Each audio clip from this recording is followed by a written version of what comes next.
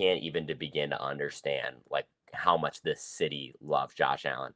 You're probably going to get there with Chicago and Caleb, but I'm like, seeing it already. Yep. yeah, Yep. like the Josh Allen could run for mayor of Buffalo tomorrow, and he'd win unanimously.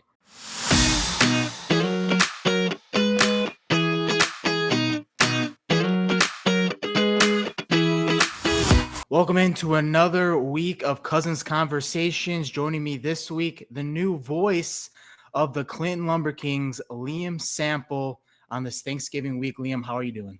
I'm doing well, Nick. Thanks for having me on. Love what you're doing with the podcast. Been an avid listener over here in New York, so appreciate you having me on today. Appreciate the support and that it's growing out to the East Coast from the Midwest. And I appreciate your comments before we got on here about the background as well. That's very appreciative as well. Yeah, I mean, podcast background.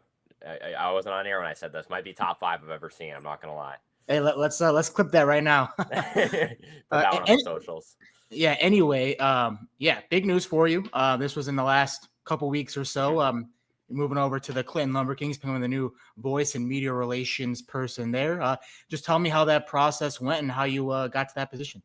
Yeah, I mean, first thing is just incredible warm welcome from everybody in the Clinton community.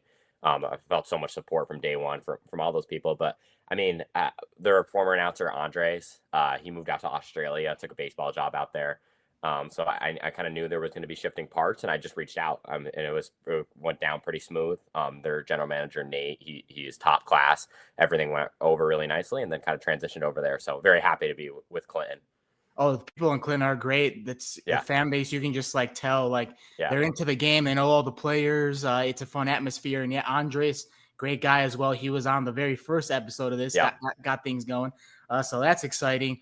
What is it about? Because you were with the Burlington Bees too before this. So what is it about just Iowa baseball for you that's so special? Because obviously Iowa and the sport of baseball have a special connection with the Field of Dreams and playing games there in the movie and everything. But what's that special connection for you? I mean, you can tell really how invested the Iowa community is in baseball.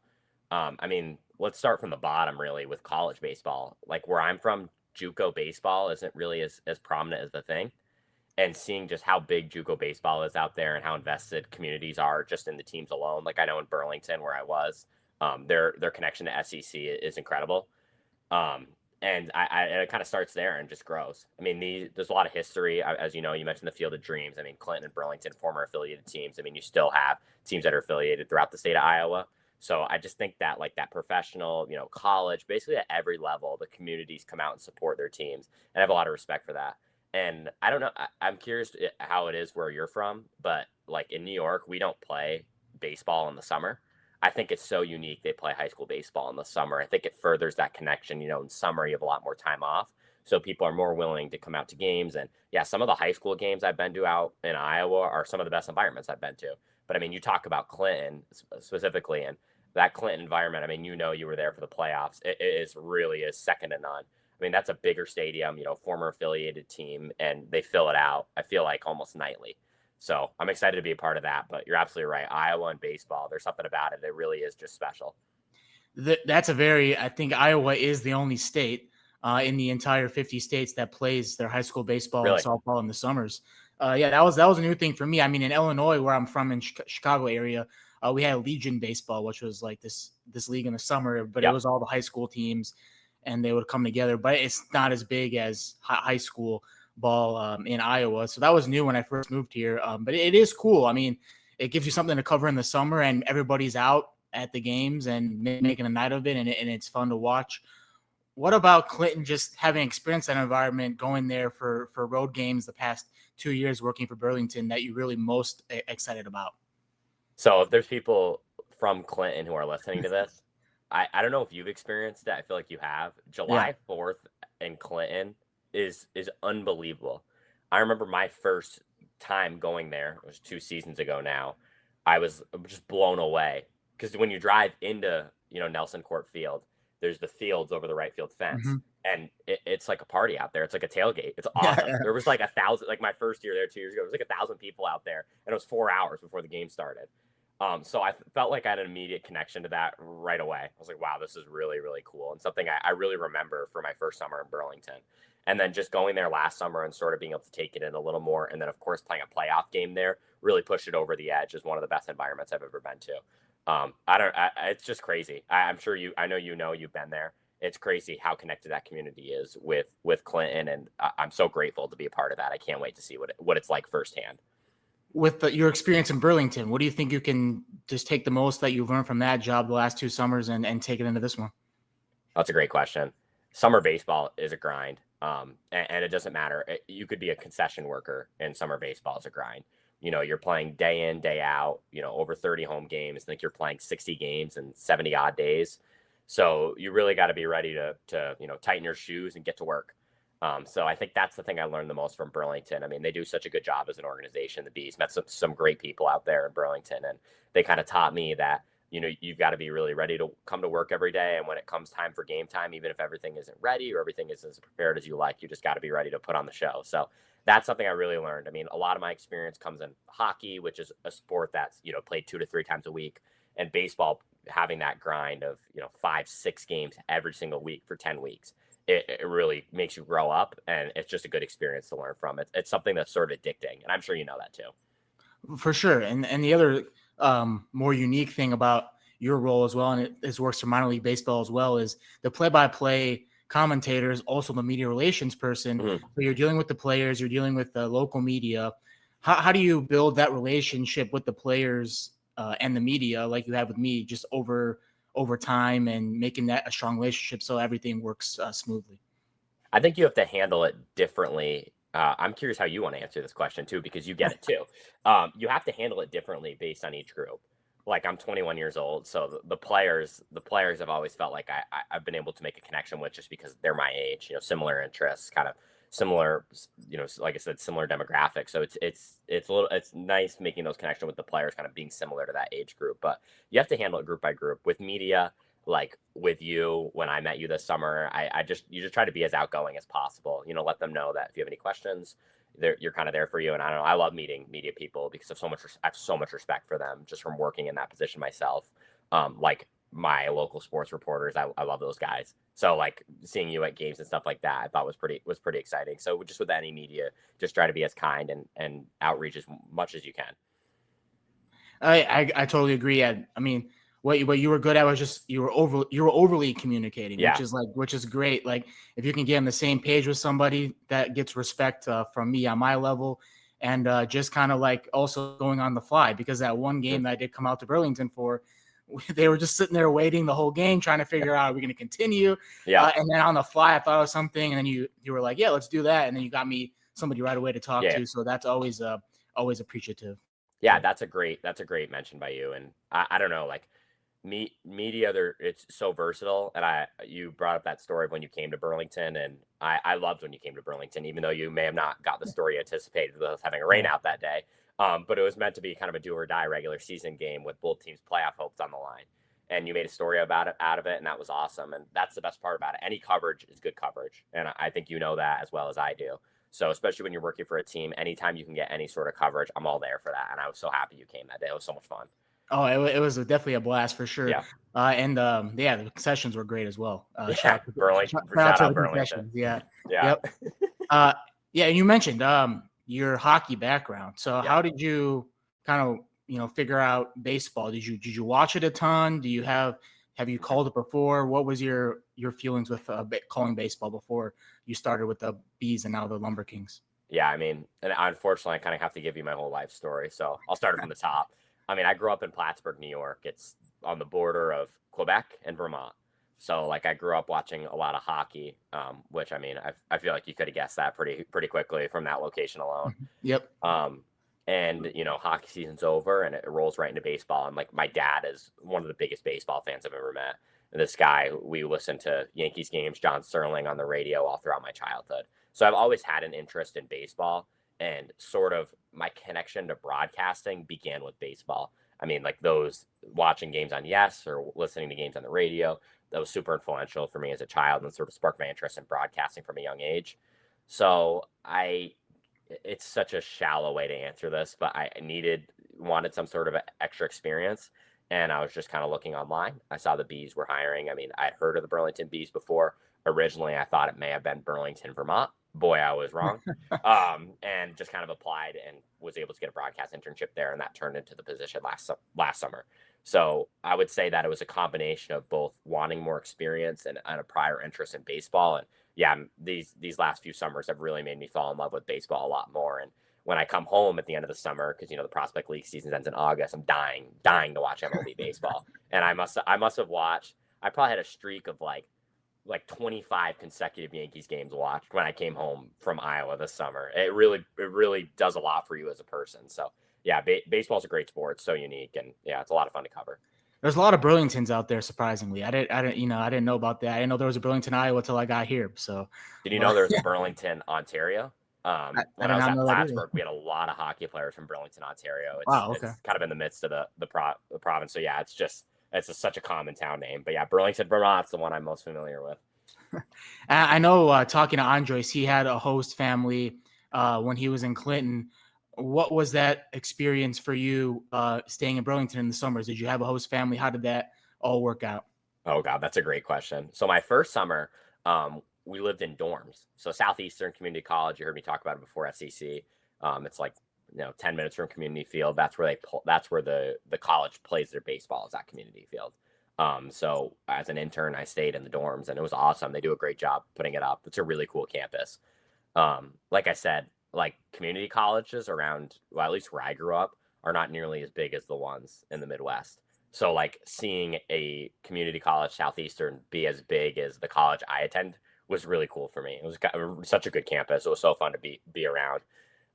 They actually host the Burlington, like the county Burlington's in their fair at the community college. Wow. So like one day I was like coming back from calling a game, and there was a herd of donkey outside of my door. So that was pretty cool. And then this summer I lived with, I don't even know if I want to call them a host family. The director of baseball operations, Ted Gutman. I know you met Ted. I lived in his basement. It was awesome. They're such good people. Ted and his wife Nancy. They're so much fun to be around, and they're such intelligent people. So they were just like a lot of fun. They were just a lot of fun to just be around, and it was a great spot to stay. So two good experiences, and yeah, I think host family could be on the docket this summer, waiting to finalize the details there. So it might be in the same boat as Andres. Does that make you feel more at home knowing that you're staying with somebody local or staying in those dorms? Yeah, I think so. Staying with people is pretty cool, just because you get to know them in a different way that you wouldn't get to know anybody. Like I still talk to Ted so much now, and I think a lot of that has to do with the fact that I live with the guy. So there is a sense of familiarity with it. I mean, the host families for summer baseball really are unsung heroes of an organization. I mean, they take players obviously, but they take players coming in and out all the time. So they know what it's about, and yeah, I'm excited for that experience this summer. But that was a good question by you. Oh, appreciate that. That's what I'm here to do. Connections that you built. I mean, you're doing this when you're still in college. Mhm. So the fact that you've been able to now work for two different prospect league organizations, what is that connection part of the job that's really helped you to continue on in doing this in the summers? Yeah, I mean, as well as I do, and I was thinking about this question sort of this morning, is that whenever you go anywhere new and you're working, especially like in play-by-play broadcasting or in sports, you get to know so many characters that you would have never met before. And I think that might be the most valuable part about traveling to new places.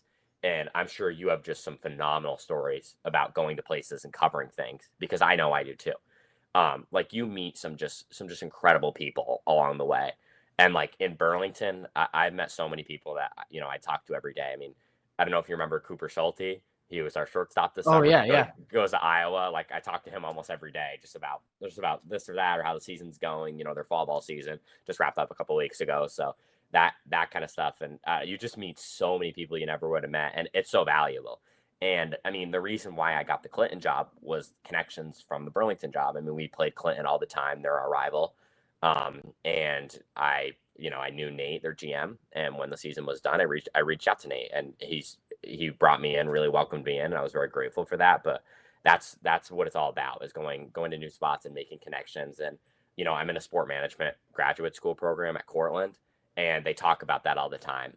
Like the undergrad program, I guess the grad program too. You have to do a capstone, so you do like a semester long internship, and like all the advisors in the department are talking about like, oh, if you go to new, it's very valuable to go to a new spot and make those connections. So that's the kind of the best part about going to new places is meeting those new people. And like I said, you must just have some wild stories about people you met on the road. Yeah, I mean, in college, covering the Final Four, Yep. just walking around and seeing like Charles Barkley and all those characters that Hmm. do college basketball, and Hmm. going to Iowa games and running into the CBS crew or the Fox crew of Hmm. whoever, or College Game Day back when I was in North Dakota. They came up there and did a game, so I met McAfee and Reese Davis and Kirk Herbstreit, all those guys. Good people, which is like it's really good. Like people like think that they're all, they're at the network level, so they're not like nice people or they have big egos or whatever. They're like some of the nicest people that I met, and Hmm. they're super outgoing and all those things. Hmm. So that's always, good to meet those people, make those connections. And you've done that, and if you worked it into another job as well, which is a very good thing. You're doing what you're supposed to be doing out there. Yep. And you mentioned being in that graduate program. So knowing that you've done all this in college, I mean, how do you like wrap your head around that you've done all these things, like, because in college I had internships too, but like I wasn't like doing play-by-play or anything for a prospect league team or like meeting college athletes or anything like that. So how do you wrap your head around the fact that you've been doing all this in college? Yeah, I mean, I've been in college since 2021 and I'm about to graduate with a master's degree. So I know this sounds terrible, but like you just look back and you're like, wow, I feel old. But I really shouldn't feel old. I'm 21. I mean, I don't know. I wrap my head around it is kind of a hard concept for me to understand because everything has happened so linearly. Like I can remember every step of the way that moved me along. I can remember applying to graduate school, that kind of stuff. So like every step as happened the way it is, and I believe everything happens for a reason, and that's kind of where we are. So I don't know. I mean, I I look back and I'm very grateful for a lot of the experiences I've had. But like it's hard to reflect when you keep doing you do more things. So I don't know. I wouldn't have wanted to change my college experience for anything else. I mean, I go to only Division threes. I started at Plattsburgh State, Cortland State, both are Division three schools. So I'm not out here at like a Syracuse or an Iowa, meeting these crazy college athletes. But the experience I have is awesome, and I've gotten so many reps going to these schools, and I've been able to go to other schools and do some broadcasting. So I don't know if I how I wrap my head around it. I mean, I just kind of like I'm always just looking towards what's next. Maybe you're making me think I need to do a better job reflecting. There's still time for that. I mean, I still reflect back on things, and I've been doing this thing for almost 8 years out of Yeah, college. So, and you're still just like look back and you're like, it's crazy to think about all the things that you've done, but you're already doing it before you even graduate. So that's cool. I appreciate that. I think about just like when I went to Kansas, like how many things I did. Like I mentioned the Final Four. Yeah. Volleyball, went to the Final Four when I was there. We did like a bunch of random trips for like Hmm. golf and soccer and Hmm. whatever, like just random things Hmm. that people wouldn't even think about doing. But you also mentioned, you're doing the D3 sports.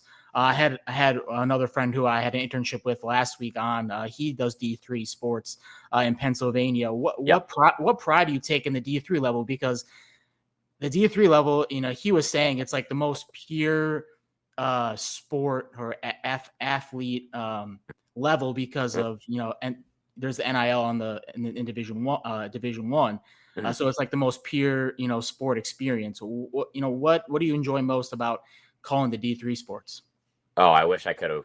I wish I could have thought to word it that way because there is no better way to word it than Yeah, what you just described. yeah. I mean, Division three sports, they with the introduction of NIL and the transfer portal, I think that a lot of people thought that Division three sports would, get swept under the rug and become less prominent.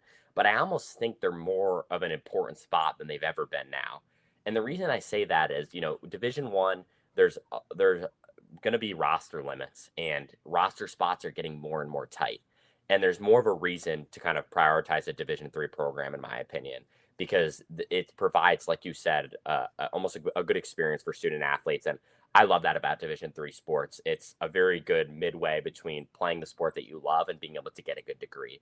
And like, there's a lot of great Division three educational schools, and there's a lot of great Division three athletic schools.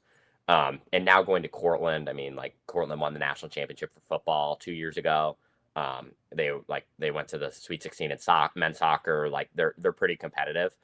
Seeing like a lot of athletes being able to go to the tournament and kind of having to balance a pretty hefty workload with playing and then playoffs and all that stuff. I love that, and like I love that experience for student athletes. And I know it's cool. I think Division III sports. I'm sure you've seen it in your 8 years doing coverage. Division III sports have grown a lot, and in the Northeast is sort of a good hot spot, and like especially Pennsylvania is a great spot for Division III sports, sort of that area, but also New York is too. They're kind of growing a lot, and like I said, these are good spots for athletes to go, because they're able to balance that experience. I mean, like, did you know that MIT is a Division III? Like, that's a great school to go to and get a degree from.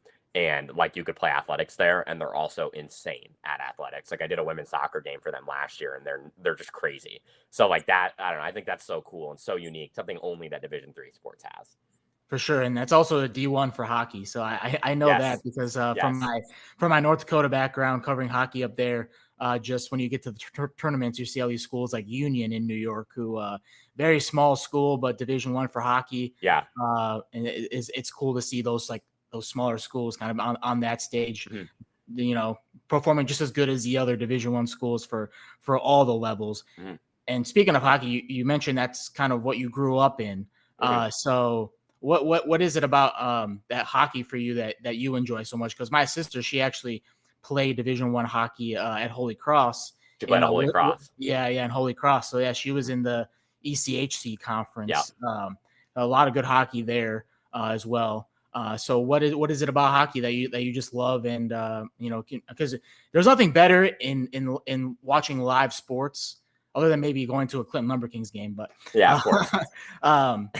than going to a hockey game. Yeah. Just like the energy, the fast pace, Mm-hmm. just the absorbing an entire hockey game is probably the best live sporting event to go to. I besides Clinton LumberKings games, Yes. I couldn't agree with you more. And like, so I grew up 1 hour from Montreal. I'm not a Canadiens fan. This is such a bad thing for me to say. As not a Canadiens fan, it might be the best sports environment I've ever seen. It's incredible, and I think a lot of it has to do with the pace. I think a lot of it is like you're kind of playing in like like a oval shape, so the sound bounces very well. So it just makes for really, really intense environments, and it's such an intense sport because it's just so fast and never stops. And like growing up around that, so Plattsburgh State, like Plattsburgh's like a pretty comparable town to like Clinton or Burlington. It's like a 20,000 person town, but there's no professional sports. So like Plattsburgh State hockey, despite the fact that it's Division III, is their it's their thing. So like, they put like 800 to 1,000 people a game in a very small arena, and like growing up around that environment plus Canadians games was really impactful for me. And so like Plattsburgh State games was the first broadcasting chance I ever got. It's sort of lined up where the old guy was graduating, I was coming in, I expressed interest. It just kind of happened really fast. So it's really made me fall in love with hockey as a broadcaster. In terms of play-by-play broadcasting, it's so funny because I love hockey because it's so fast, and I love hockey because you don't have to be that creative, in my opinion. Like in baseball, you have to fill lots Mm-hmm. of time between pitches, Yep. innings, at bats. In hockey, it's like, okay, I need to fill 30 seconds because icing was just called, or I need to fill 45 seconds because someone's going to the penalty box. And like everything is just segues so efficiently. Like I feel like as a broadcaster, I'm like, okay, I don't need to have some crazy storylines. It's just the game does so much speaking for itself, and that's what's so beautiful about it. And I know, like, I'm so Northeast biased. Like, I'm like, I just love hockey. Like, hockey's the best sport. Like, I feel like it's so, upstate New York of me to say, but it's just such a good sport. And like, I love seeing it growing nationally. Like, seeing Florida win the last two Stanley Cups and seeing it sort of grow in the South is so cool. And like, Tampa Bay kind of did that too. It's so cool to see it grow. And I think it's only going to get bigger, honestly. It's such a good sport. But another mention about hockey, sorry, I'm kind of on a tangent here. There's no No, you're Division good. Two hockey. I'm sure you know that. Mm-hmm. So you brought up a good point that a lot of Division IIIs have Division I hockey programs. So like you mentioned Union, they won the national title, I think, in the mid 2010s. Like Clarkson and St. Lawrence are Division III schools. Those are like an hour and a half for me in Potsdam, New York. They have sort of become, I wouldn't say powerhouses, but really recognized schools in both men's and women's. They already were, but they've had some really good years in these last 5 seasons. So you have a lot of smaller schools that kind of get a lot of light cast on them too because of hockey, and that's so cool. Oh yeah, love that for sure. Yeah, and with hockey, you were talking about, it's like the sport for that area. Yeah. And your first experience was calling Plattsburgh State hockey. Mm-hmm. I've called hockey before, and I feel like it's maybe one of the more challenging ones because you have to know the lines. You have to. Yeah. It's harder to see the numbers on the jersey, so you almost have to like know the team off the back of your hand. Like baseball, you said you can kind of like talk your way through it. Yeah. You can talk about the setting. It's a beautiful day. Blah blah Yeah. blah. But for hockey, you have to know the lines, the numbers, the players. So it becomes a little harder. And then you mix in the skating, and they're going whatever so miles fast. per hour so fast. Yeah. I mean, like Connor McDavid, like I don't even know, 0 to 100 real quick. But yes. What's helped you with hockey and planning out your play-by-play for hockey? Great question. Reps is the biggest thing for hockey, I think. Knowing lines, that's really well said by you. And I'm not even just repeating that because if you know one person on the ice, you can pretty quickly figure out the other 4 players. Because like the defensive pairings typically go with a line, and like once you're in the second period, you could sort of figure out who's going to be on the ice when one person goes over the boards. So that's really helpful. It's hockey is so fast, like you said, and like I'm so grateful as the first sport I did because if it wasn't, it would have been really hard for me to learn. That's a good first sport to get started with because it's the hardest one. Yes, I'm very grateful for that. Yeah. And like, oh my God, like the thing with hockey that I find really challenging is once you go up in levels, like I called ECHL hockey with the Adirondack Thunder, so that'd be like AA baseball. That's like the equivalent of that. And like the speed is where the speed really kills you as a play-by-play broadcaster, and you really got to be tactical when you say things. Like a lot of things I could get away with doing at a Division III level, I could not do at a D1 or a professional level, and I've kind of learned that the hard way. So I don't know. Hockey's just an absolute beast, and preparation for hockey is big. Like I really try to make sure that my chart in front of me only has the players that are going to be on the ice, because like the less time you got to look at it and the quicker you can identify people, the much easier play-by-play gets. But reps is just a big thing. Like having done hockey for over 4 years now has been crucial for me. Like it was hard at first, but it's just gotten like a lot more fun, and I feel like I can express myself a lot more now that I'm a lot more comfortable. The fun thing about play-by-play commentators is seeing their boards and how they prep things. Yes. What's your process with that? Oh, great question. I mean, I've kind of, my prep has changed probably like 5 times since I've started doing play-by-play. And I feel like every year I add more things into my prep, which is for better or for worse. I kind of got the idea from Brian McLaughlin. He's like UVM's basketball announcer, really small school in Vermont. They've won some tournament games, so yeah, they drew Duke a couple of years ago. Yeah. Like they don't play around. Yeah. He kind of showed me that. I'm sure you know what Adobe InDesign is. He kind of showed me what you can do in Adobe InDesign, and I kind of have lack of a better term, kind of taken a lot of his prep materials, and you just kind of, I don't know. I think like every announcer likes to put things in a way that they recognize. Like I pretty much go in numerical order for every sport, and it just kind of looks like a graph. Like it's, vertical with horizontal lines. You have players, and then you have like hometown name and all the basic information. So everybody does things a little bit different. I know like a lot of people like to use Excel or Word. I've kind of always loved InDesign. Like I learned a lot of Adobe software in my undergrad. So InDesign's kind of been the way for me. And I have charts developed for every sport. So like even volleyball, I have like a way I like my chart to look for volleyball. And then like when I get to a respective, facility, rink, court, whatever, I have things I do there. Like I take a lot of handwritten notes on my boards. I love to write in like what they did in their last game or relevant stats. Like if they've done things in 3 straight games. I also like to make an index card full of vocabulary. Because like in hockey especially, but every sport really, it's really easy to repeat yourself because like you're thinking so ahead that you forget to think what you've already said. So like I found myself tending to repeat things, and that's my way to contrast that. So like I said, like as I've gotten older, like I've added more and more things to my prep, which is hilarious. Like I'd be very curious to see what happens in like 5 years. Like I know you've interviewed people who have done play-by-play for 10, 15, 20 years. And Mhm. like I'm curious like how their prep has changed because I know mine has already changed so much already. I think about what is it, the scene from Always Sunny, and the board, and he's got like his hair is just like sticking up, and Yeah. he's got like lines connecting everywhere. Yes. Like maybe that's how their boards look for those Yeah. people, for the guys that call for 15, 20 years. Absolutely. Like you, I love what social media has done to play-by-play broadcasting. Yes. Like I know the Clippers announcer, Carlos Jimenez, he's sort of exploded on social media, answering a lot of the questions that, fans have about stuff. And like the thing I love the most about social media is seeing people's prep. It is so funny how people handle things, everything different. Like at the end of the day, I feel like we're all trying to do the same thing. Where like you want the numbers, you want the names, and you put them in whatever order you want. Like for football, I've seen people do like receive, like literally draw it out like in formation. Like it's a big rectangle. The line's right here. The quarterback's behind. The running backs are there. The receivers are on the side, and they'll put like starter, backup. Like for me, I just kind of did it in list order. Like everyone has their own way of doing it. It's just wherever your eyes go first, whatever you're more comfortable with. So I don't know. That's something cool about social media is you can look what other people do. Yeah, that's crazy. Like you're pretty much like drawing out the plays almost like a coach there. Yeah, you should see like some of these foot that I did football for the first time this fall, and like it is overwhelming.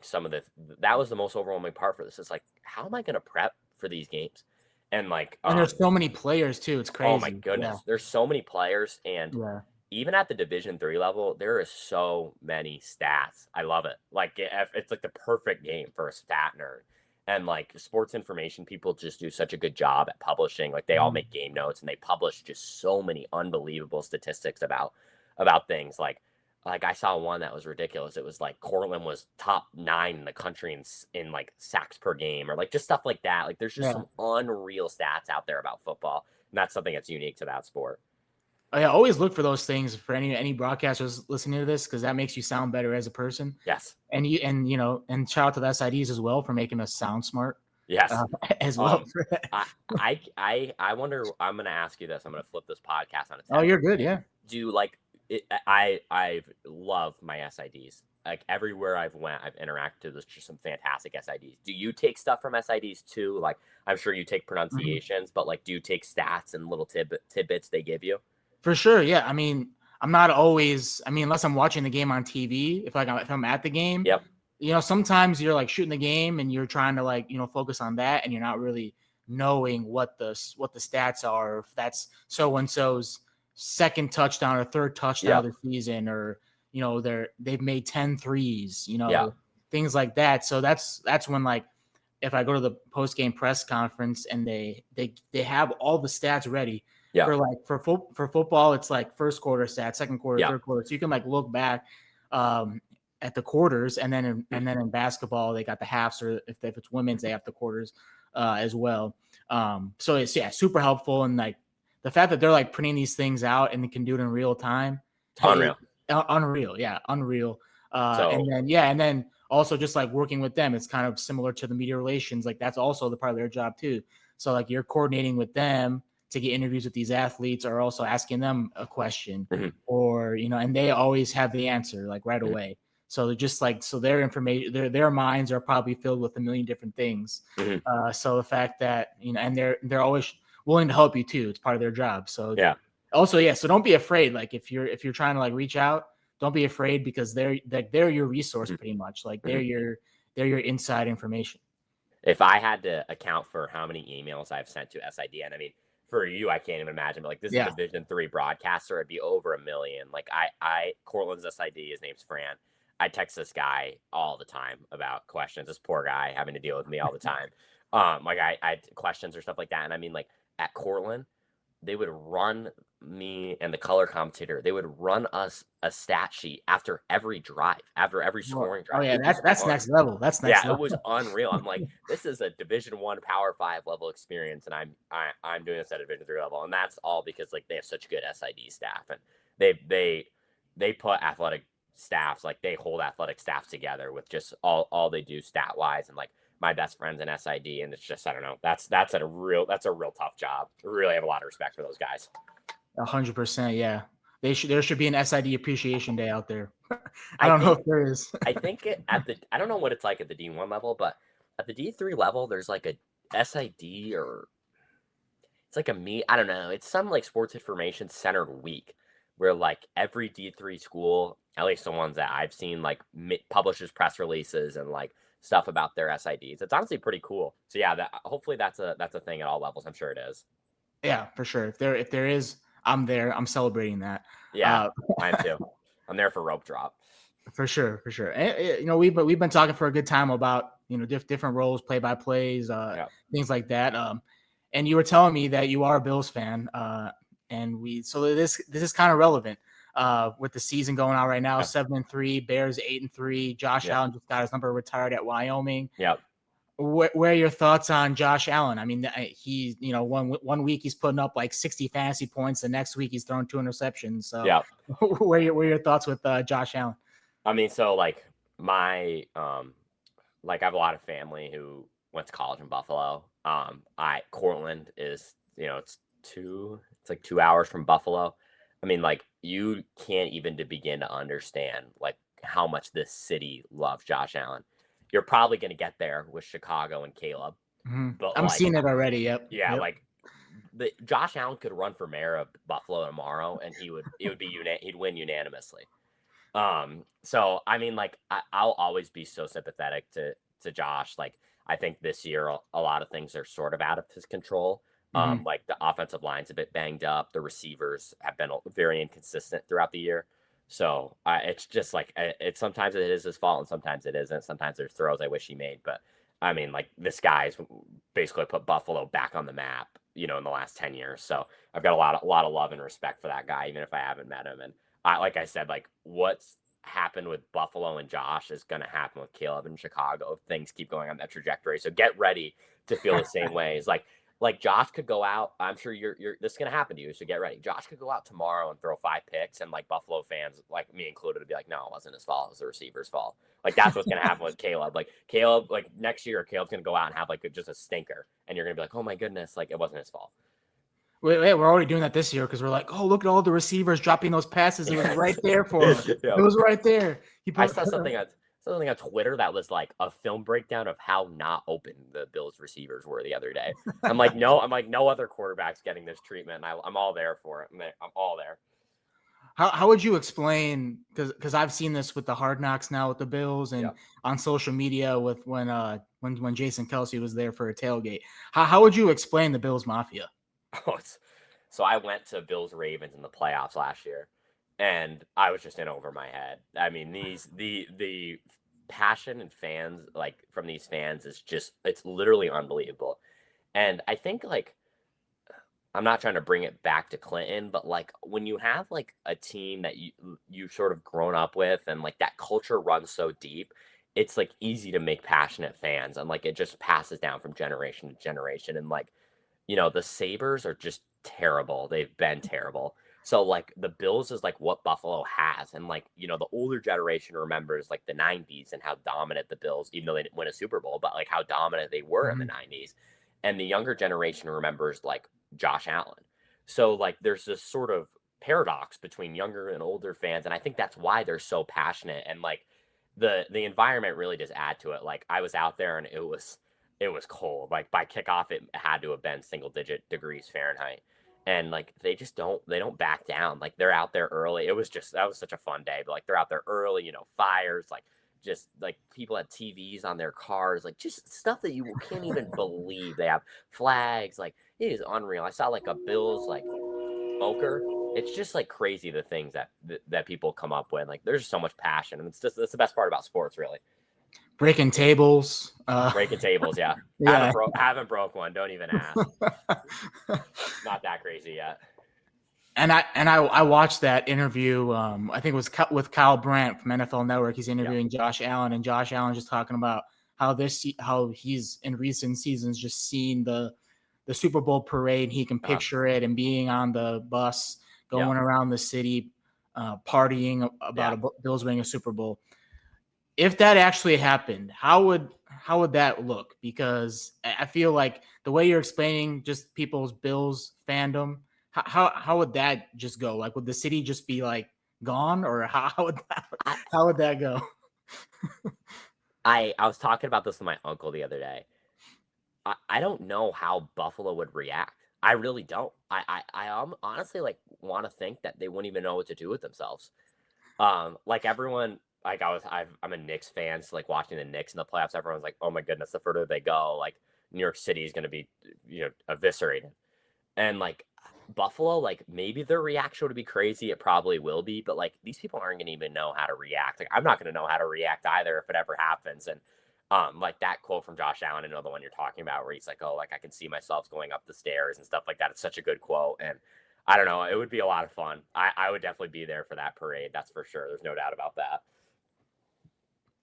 That would be a fun time. I remember when the Blackhawks won Oh my, 3 and 6 years, or it was yes, 3 and 6 years, and like yeah, every single time it just like elevated. Like people were yes, just like the first time people were kind of shocked because they're yeah, like, yeah, the Blackhawks haven't been good for a long time. yeah, But then 3 years later, another one, and then after that, and then by the third one, everyone's just like, oh yeah, like I can get used to this. Like yes. let's keep winning, and then now it's back down to What a great time to grow up in Chicago for you. I mean, yeah, like I know the Cubs may have been at the end of like, yeah, being a younger person, but like yeah, that Blackhawk stuff was so cool. It's yeah, insane, insane. It such made easy teams to root for too.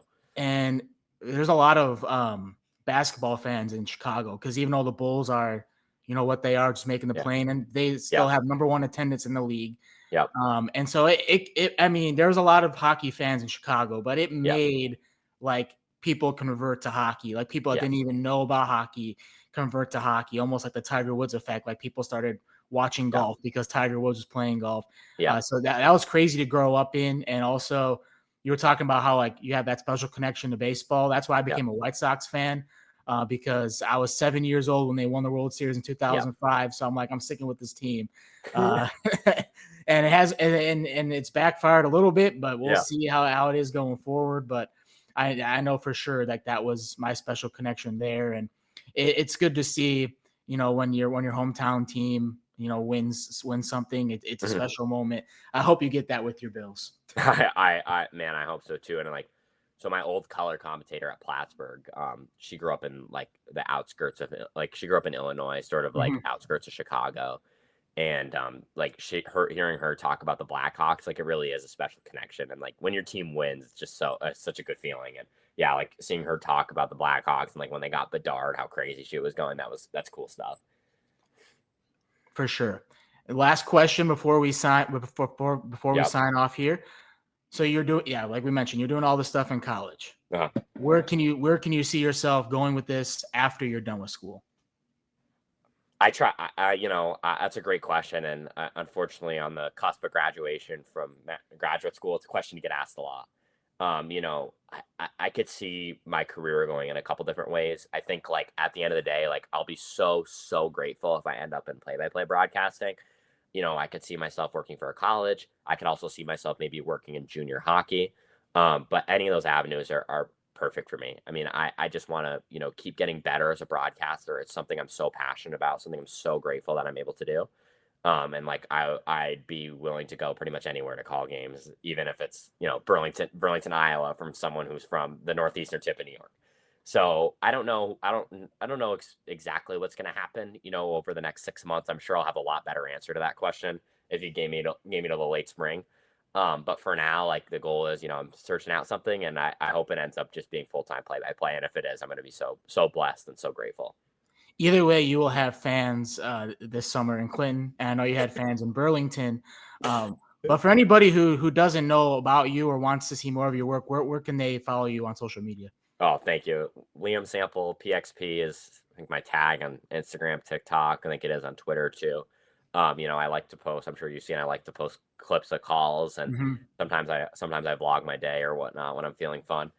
So I have a lot of fun there. I mean, play by play social media has just been like it's seeing it grow so much, especially in the last like 3 years, has been so incredible. So there's some great content creators out there in play by play, and yeah, if you ever want to follow me and see what I'm up to, those are the spots to go. Yeah, Liam puts great stuff out there.